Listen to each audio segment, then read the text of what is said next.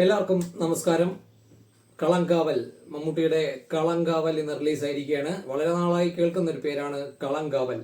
Mammootty negative കഥാപാത്രത്തിൽ വരുന്നു എന്നറിയപ്പെട്ടു. അങ്ങനെയാണ് ഇതിന്റെ ഏറ്റവും വലിയ ഒരു ഹൈലൈറ്റ് ആയിട്ട് വന്നത്. അപ്പോൾ കളങ്കാവൽ ഇന്ന് റിലീസായിരിക്കുകയാണ്. ജിതിൻ കെ ജോസ് ആണ് സംവിധാനം. നവാഗതനായ ജിതിൻ കെ ജോസ്. മമ്മൂട്ടി കമ്പനിയാണ് പ്രൊഡക്ഷൻ. പിന്നെ വേഫെയർ ഫിലിംസ്, ദുൽഖറിന്റെ വേഫെയർ ഫിലിംസിന്റെ ഡിസ്ട്രിബ്യൂഷൻ ആണ്. അങ്ങനെ വന്നു കളങ്കാവൽ.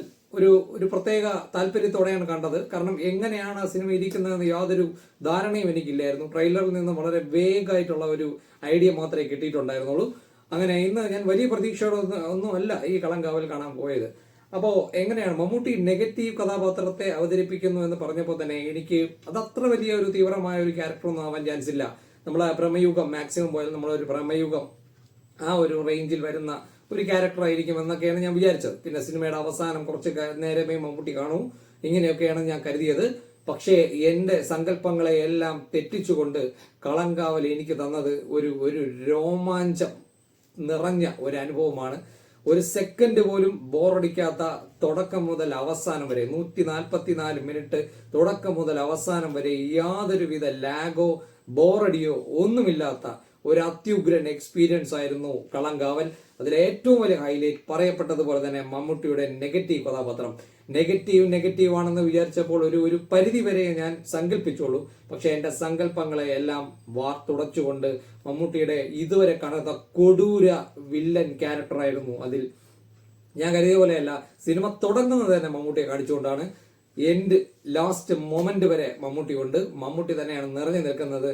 പക്ഷെ ആ കഥാപാത്രം ഏതൊരു മനുഷ്യനും അങ്ങേയറ്റം വെറുത്തു പോകുന്ന രീതിയിലുള്ള നെഗറ്റിവിറ്റി നിറഞ്ഞ ഒരു വില്ലൻ ക്യാരക്ടർ. ഒരിക്കലും നമുക്ക് ഇങ്ങനെ ഒരു സൂപ്പർ സ്റ്റാർ, മമ്മൂട്ടിയെ പോലെ ഒരു സൂപ്പർ സ്റ്റാർ ഇങ്ങനെ ഒരു കഥാപാത്രം ചെയ്യുമെന്ന് സങ്കല്പിക്കാനേ പറ്റില്ല. ചിലർ നന്മമരം കളിച്ച് നടക്കുന്നുണ്ടെങ്കിലും അവരും ചിലരൊക്കെ കണ്ടുപഠിക്കേണ്ടതാണ്. കരിയറിന്റെ ഈ അവസാന കാലഘട്ടത്തിൽ പോലും, ഈ ഏജിൽ പോലും കണ്ണും പൂട്ടി ഇങ്ങനെ ഒരു റോള് ചെയ്തതിന് മമ്മൂട്ടിക്ക് ആദ്യ ക്ലാപ്പ് കൊടുക്കണം. ഭയങ്കരമാണ്. ഓരോ പടവും ഒന്നിനൊന്നും മുകളിലേക്കാണ് വരുന്നത്.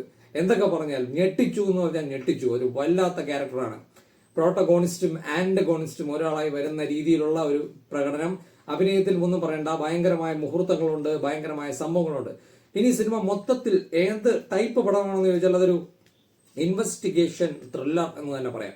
ഇൻവെസ്റ്റിഗേഷൻ ത്രില്ലർ എന്ന് പറഞ്ഞാൽ 100% തനിമയുള്ള ഒരു ഇൻവെസ്റ്റിഗേഷൻ ത്രില്ലർ. അതായത് ഇടയ്ക്ക് കുറെ ഡ്രാമയോ കുറെ പാട്ടുകളോ കുറെ റൊമാൻസ്, കോമഡി ഇങ്ങനെയുള്ള സാധനങ്ങളൊന്നും വന്ന് കലർന്ന് കളങ്കപ്പെടാത്ത രീതിയിലുള്ള തുടക്കം മുതൽ ഒടുക്കം വരെ ഏതാണ്ട് ഒരു 98% എന്നോ 95% ത്രില്ലർ എന്ന് തന്നെ പറയാം. Investigation thriller. സിനിമ തുടങ്ങി ആദ്യത്തെ ഒരു രംഗം കഴിഞ്ഞ ഉടനെ പോലീസ് എപ്പോ വരുമോ അപ്പം മുതൽ സിനിമ തീരുന്ന നിമിഷം വരെ ഇൻവെസ്റ്റിഗേഷൻ തന്നെയാണ്. അതായത് 2 മണിക്കൂർ 20 മിനിറ്റ് എന്തോ ആണ് ലെങ്ത് തോന്നുന്നു.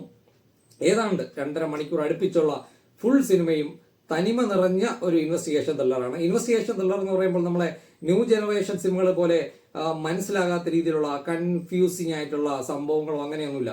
നമ്മൾ 1990 മുതൽ 2010 വരെ കണ്ടിട്ടുള്ള അടിപൊളി ഇൻവെസ്റ്റിഗേഷൻ ത്രില്ലറുണ്ട്. ഒരു പോയിന്റ് പോലും നമുക്ക് മനസ്സിലാകാതെ വരില്ല. വളരെ ക്ലിയർ ആയി കാര്യങ്ങൾ പറഞ്ഞു പോകുന്ന, സിമ്പിൾ ആയിട്ട് പ്രൊസീഡ് ചെയ്യുന്ന രീതിയിലുള്ള നല്ലൊരു ഇൻവെസ്റ്റിഗേഷൻ ത്രില്ലർ. വിനായകനാണ് നമ്മുടെ മെയിൻ കഥാപാത്രം. പ്രോട്ടഗോണിസ്റ്റ്, നായകൻ എന്നുള്ള രീതിയിൽ അവതരിക്കുന്നത്. നമുക്ക് ചിന്തിക്കാൻ പറ്റുന്ന ഒരു കോമ്പിനേഷൻ അല്ല. നായകനായി വിനായകൻ, വില്ലനായി മമ്മൂട്ടി, ഇങ്ങനെ ഒരു കോമ്പിനേഷൻ ചിന്തിക്കാൻ പറ്റില്ല. അത് ഞെട്ടിക്കുന്ന കുറച്ച് മൊമെന്റ്സ് ഒക്കെ ഇതിൻ്റെ അകത്തുണ്ട്. എനിക്ക് ഭയങ്കരമായിരുന്നു. സിനിമ എന്ന് പറഞ്ഞാൽ തുടങ്ങുമ്പോൾ ഇൻവെസ്റ്റിഗേഷൻ ഇങ്ങനെ സ്റ്റാർട്ട് ചെയ്യും. അതിനു മുമ്പ് തന്നെ പറയാം, ആദ്യത്തെ ഒരു 10 മിനിറ്റിനുള്ളിൽ ഒരു സീനുണ്ട്. ആ സീനിൽ തന്നെ ഞെട്ടിക്കുന്ന ഒരു സംഭവം ഉണ്ട്. ഭയങ്കരമാണ്. അത് ഭയങ്കരമായി നമ്മൾ കിടുങ്ങിപ്പോണ റേഞ്ചിലുള്ള ഒരു ഐറ്റം എൻ്റെ അകത്തുണ്ട്. അത് കഴിഞ്ഞ് കഥ സ്റ്റാർട്ട് ചെയ്യുകയാണ്, ഇൻവെസ്റ്റിഗേഷൻ തുടങ്ങുകയാണ്. ഇന്റർവെൽ ആകുമ്പോൾ ഒരു കിടില മൊമെന്റ് ആണ്. ഇന്റർവെൽ എന്ന് പറഞ്ഞാൽ ഞെട്ടിച്ച ഒരു സൂപ്പർ മൊമെന്റ് ആയിരുന്നു. അത് നമ്മൾ ഭയങ്കര ട്വിസ്റ്റിംഗ് ആയിരുന്നു. സത്യം പറഞ്ഞാൽ വേറെ ലെവൽ, രോമാഞ്ച ലെവലിലുള്ള ഒരു മൊമെന്റിലാണ് ആ ഇന്റർവെൽ ബ്ലോക്ക്. സിനിമ തുടങ്ങി ഏതാണ്ട് ഒരു മണിക്കൂർ വളരെ പെട്ടെന്ന് തന്നെ ഇന്റർവെൽ വരുന്നതായിരിക്കും. അത് കഴിഞ്ഞ് കഥ അങ്ങ് പോവുകയാണ്. തിയേറ്ററിൽ ഈ ബഹളം വെച്ചുകൊണ്ടിരിക്കുന്നവരൊക്കെ പിന്നെ എല്ലാവരും സൈലന്റ് ആണ്. ടോട്ടൽ പടം തീരുന്നവരെ ഒരൊറ്റ ശല്യം തിയേറ്ററിൻ്റെ അകത്ത് ഉണ്ടായിട്ടില്ല. യാതൊരു ചലനവും തിയേറ്ററിൽ ഉണ്ടായിട്ടില്ല. അത്രയ്ക്ക് ആളുകൾ ആ സിനിമയ്ക്കകത്ത് എൻഗേജ് ആയിരുന്നു കണ്ടു. സത്യം പറഞ്ഞാൽ ഞാൻ ഒട്ടും പ്രതീക്ഷയില്ല ഈ റേഞ്ചിൽ സിനിമ വരും എന്ന് വിചാരിച്ചില്ല. പിന്നെ അഗാധമായി ആഴത്തിൽ ഇറങ്ങിപ്പോയാൽ ചില മിസ്റ്റേക്കുകൾ കാണുമായിരിക്കാം. ഞാനൊരു എന്റർടൈനർ സിനിമ എന്നുള്ള രീതിയിലാണ് ഞാൻ സംസാരിക്കുന്നത്. ആഴത്തിലൊന്നും ഇറങ്ങി പോകുന്നില്ല. എങ്ങനെ നമ്മൾ ഓഡിയൻസിനെ പിടിച്ചിരുത്താം എന്ന് നോക്കിക്കഴിഞ്ഞാൽ അങ്ങനെ ആ ഒരു കാര്യത്തിൽ ബെസ്റ്റാണ്. ഇനി മേക്കിങ്ങിന്റെ കാര്യം പറഞ്ഞാൽ മേക്കിംഗ് അങ്ങനെ ഒരു എക്സ്ട്രാ ഓർഡിനറി മേക്കിംഗ് ഒന്നുമില്ല, ഒരു സാധാരണ സിനിമയുടെ മേക്കിംഗ് ആണ്. പക്ഷെ അതൊരു സിനിമയ്ക്ക് ഒരു കുറവായി മാറുന്നില്ല. നമ്മൾ പഴയ ഒരു സിനിമ കണ്ട ഒരു ഫീലാണ്. ഒരു 10 വർഷം മുമ്പ് അല്ലെങ്കിൽ 20 വർഷം മുമ്പ് കാണുന്ന ചില സിനിമകളുണ്ടല്ലോ, ചില ഇൻവെസ്റ്റിഗേഷൻ സിനിമകൾ, സൈലന്റ് ആയിട്ടുള്ള സിനിമകളാണ്. ഇടയ്ക്കിടയ്ക്ക് ഭയങ്കര ത്രില്ലിംഗ് മൊമെന്റുകളോ അങ്ങനെയൊന്നുമില്ല. നമ്മുടെ അന്വേഷണം, കൊലപാതകയുടെ രംഗങ്ങൾ, കൊലപാതകയുടെ രംഗങ്ങൾ ഇങ്ങനെ മാറി ക്രൈം, ഇൻവെസ്റ്റിഗേഷൻ ഇങ്ങനെ മാറി കാണിച്ചുകൊണ്ടിരിക്കുന്ന രംഗങ്ങളല്ലാതെ അതിൻ്റെ അത് അനാവശ്യമായ ഒരൊറ്റ രംഗങ്ങളില്ല. സിനിമ മുഴുവൻ നീള ഇൻവെസ്റ്റിഗേഷൻ ത്രില്ലറാണ്. പിന്നെ BGMന്റെ കാര്യം ടെക്നിക്കലി പറഞ്ഞു, ക്യാമറ മേക്കിംഗ് ഇതൊക്കെ ഒരു സാധാരണ സിനിമയ്ക്ക് അനുയോജ്യമായ രീതിയിൽ അതിലൊന്നും നമ്മൾ പുതിയൊരു മോഡേൺ ഫിലിം സ്റ്റൈല് അല്ല ഫോളോ ചെയ്തിരിക്കുന്നത്.